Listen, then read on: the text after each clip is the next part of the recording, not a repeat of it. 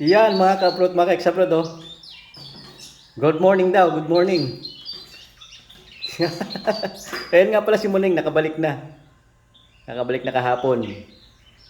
Salamat pala sa nagsauli kay Muning. At yan nga, oh, maaga sila nagmamarites nitong kalaro niyang ibon. Ang sweet naman nila oh. Ayan oh, mag-asawang ibon yan na lagi niyang kalaro tuwing umaga.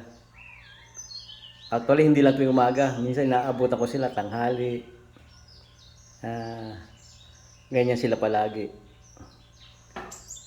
Hindi ko lang pinapansin dati, pero ngayon, nung mawala si Muning na bumabalik-balik yung mga ibon, sa ako lang napansin na, ayun nga pala, naglalaro-laro nga pala sila.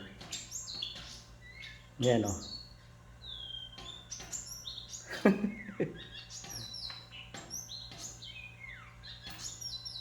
Nakakatuwa naman silang pagmasdan pag ganyan, no?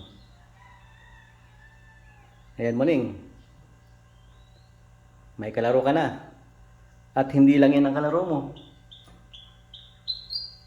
Actually, meron pang isang kalaro.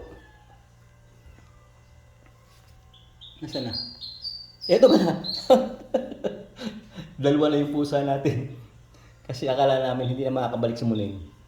Ay humingi ulit tayo ng isang pusa pa. Ayan.